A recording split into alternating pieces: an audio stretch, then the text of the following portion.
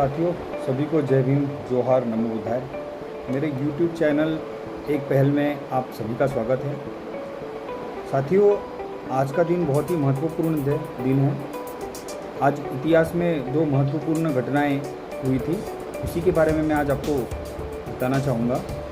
साथियों, सबसे पहले आज मैं आपको बताना चाहूँगा कि बाबा साहब आम्बेडकर के सबसे बड़े पुत्र, जिनका नाम है भैया साहेब आम्बेडकर उर्फ यशवंत आम्बेडकर, आज इनका निर्वाण दिन है। भैया साहेब आम्बेडकर ये बाबा साहब आम्बेडकर के सबसे बड़े पुत्र थे। बाबा साहब आम्बेडकर जी को 5 बच्चे हुए थे। उन 5 बच्चों में यशवंत आम्बेडकर जी सबसे बड़े थे। बाकी 4 जो बच्चे हुए थे, जिनका नाम था इंदू, राजरत्न, रमेश, गंगाधर, इनकी बचपन में ही मृत्यु हो गई थी।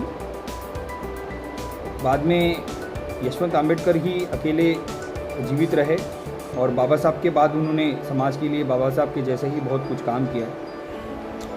दूसरी जो घटना हुई थी आज ही के दिन, उसमें आज एक महान समाज सुधारक, एक राजनीतिज्ञ और दबे पिछड़े की आवाज़ उठाने वाले, स्त्रियों के उद्धारकर्ता ईवी पेरियार रामास्वामी जी, आज ही उनका जन्म हुआ था 17 सितंबर 1879 को तमिलनाडु के ईरोड जिले में। ईवी रामास्वामी जी के पिताजी का नाम था वेंकट और इनके आने के पहले उनको 2 बच्चे पहले ही हो चुके थे, पर वो जन्म होने के तुरंत बाद ही उनकी मृत्यु हो चुकी थी। बाद में वेंकट जी को 10 वर्षों तक कोई बच्चा नहीं हुआ और 10 वर्षों के बाद ईवी कृष्णा स्वामी जी पैदा हुए और उसके 2 वर्ष बाद ईवी रामास्वामी जी का जन्म हुआ। रामास्वामी जी के पिताजी वो राजमिस्त्री के साथ एक सहायक के तौर पर काम करते थे और वो एक बहुत ही गरीब परिवार से आते थे और इस कार्य में उनकी पत्नी भी उनको बहुत सहायता करती थी। ईंटें उठाने का उन्होंने काम किया और धीरे धीरे उन्होंने एक व्यापार शुरू किया और उस व्यापार में उनको बहुत लाभ हुआ, बहुत प्रगति हुई और कुछ ही वर्षों में एक बहुत ही बड़े वो थोक व्यापारी के तौर पर ईरोड में स्थापित हुए। ईवी रामास्वामी जी के जन्म के पहले उनकी आर्थिक परिस्थिति बहुत ही खराब थी, पर जब ईवी रामास्वामी जी का जन्म हुआ तब तक उनके परिवार की आर्थिक स्थिति बहुत ही अच्छी हो चुकी थी। उनके घर पर आए दिन यज्ञ होते थे, हवन होते थे, पूजा पाठ होती थी और बहुत सारे धार्मिक रीति रिवाज होते थे। पर पेरियार जी को ये चीज़ें कभी भी पसंद नहीं आती थी। वो हमेशा पंडा पुरोहितों का मजाक उड़ाते थे, उन्हें कई तरह के प्रश्न पूछते थे जिनके उन पुरोहितों के पास कोई जवाब नहीं होते थे और पेरियार जी के तर्कों का उनके सामने कोई उत्तर नहीं होता था। जब पेरियार जी 6 वर्ष के हुए तो उनके पिताजी ने उन्हें स्कूल में दाखिला दिया, पर पेरियार जी बहुत ही नटखट थे और स्कूल में भी ऐसी नटखट हरकत करते रहते थे, तो उन्हें स्कूल में जाना इतना पसंद नहीं था। फिर भी उन्होंने लगभग 4 वर्षों तक स्कूली शिक्षा ली और जब वे 10 वर्ष के हुए तो उनका मन स्कूल से उब गया और 10 वर्ष की उम्र में उन्होंने स्कूल छोड़ने का हमेशा के लिए निर्णय ले लिया। स्कूल छोड़कर वो अपने पिताजी के पारंपरिक व्यापार में काम करने लगे और कुछ ही दिनों में वो उसमें बहुत ही पारंगत हो गए। एक समय की बात है कि आए दिन पेरियार जी उनके पिताजी के बीच में बहुत अनबन होती थी, क्योंकि उनके पिताजी जो थे वो बहुत रूढ़िवादी थे, बहुत परंपरागत थे, बहुत धार्मिक थे और पेरियार जी हमेशा धर्म के ऊपर बहुत बात करते थे, चर्चा करते थे और पंडा पुरोहितों को बहुत परेशान करते थे अपने प्रश्नों से। आपसी मनमुटाव हुआ और इसी विवाद के कारण पेरियार रामास्वामी जी ने घर छोड़कर वो चले गए।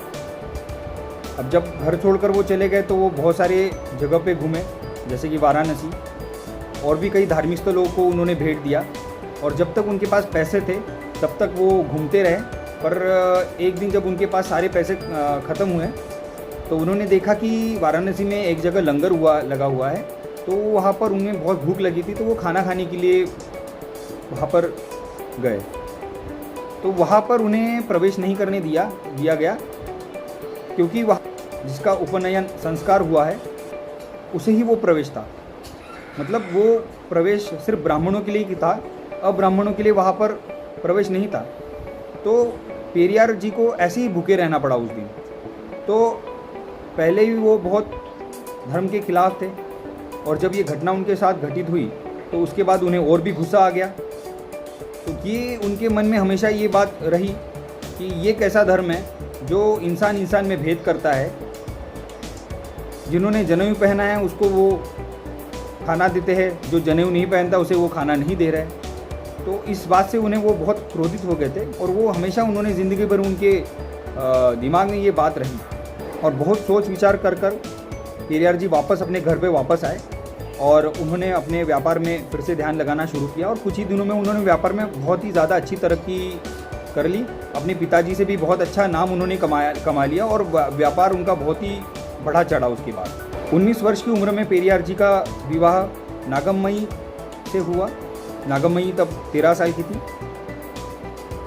पेरियार जी को एक बेटी भी हुई थी, पर 2 वर्ष की उम्र में ही उसका भी निधन हो गया। उसके बाद उन्हें कोई भी पुत्र या पुत्री नहीं हुई।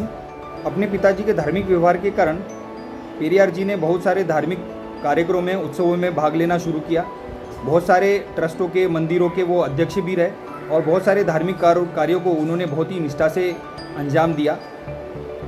इसी के चलते चलते पेरियार जी ईरोड में बहुत ही फेमस हो चुके थे तब तक, और बहुत सारे लोग उनको फॉलो करते थे।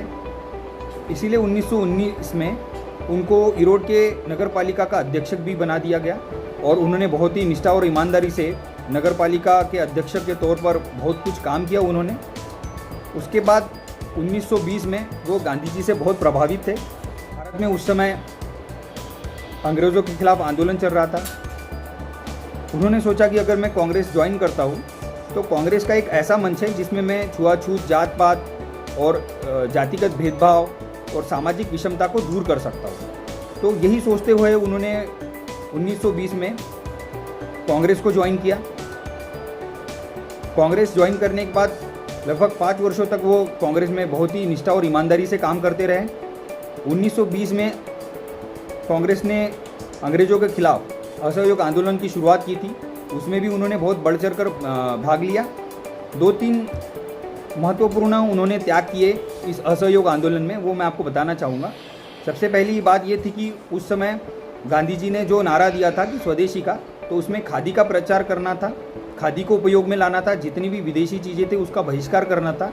तो उन्होंने खादी के लिए बहुत प्रमोट किया। खादी के लिए दुकानें खोले, गांव-गांव, नगर-नगर जाके उन्होंने खादी के बारे में प्रचार प्रसार किया, खुद भी खादी पहनने लगे।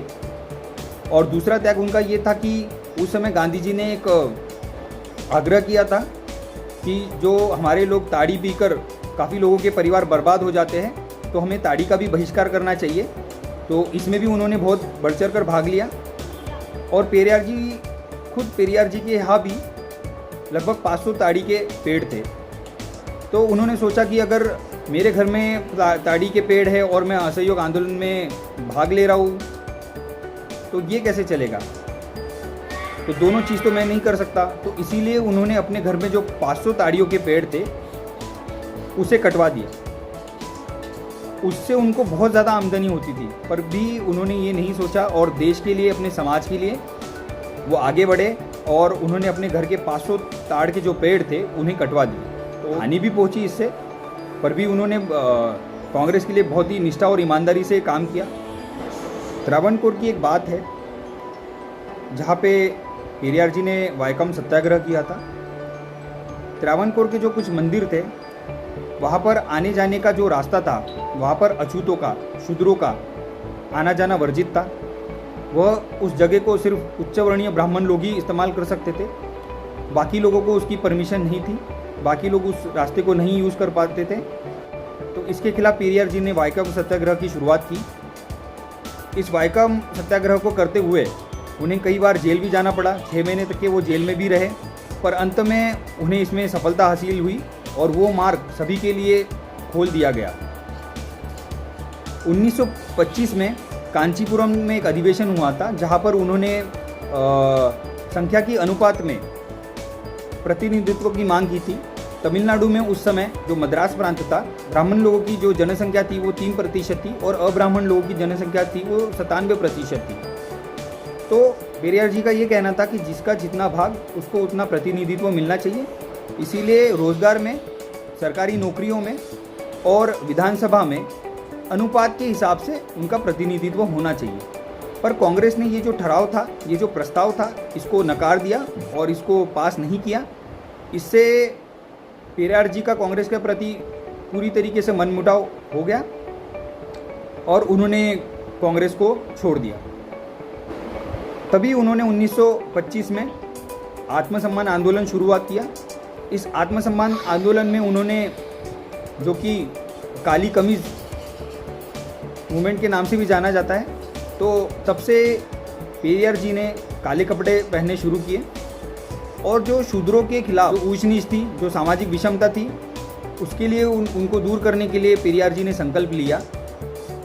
उन्होंने संकल्प लिया कि जब तक देश में समता, स्वतंत्रता, बंधुता और सबको न्याय नहीं मिलता, तब तक मैं ये काला कमीज पहन के रहूँगा।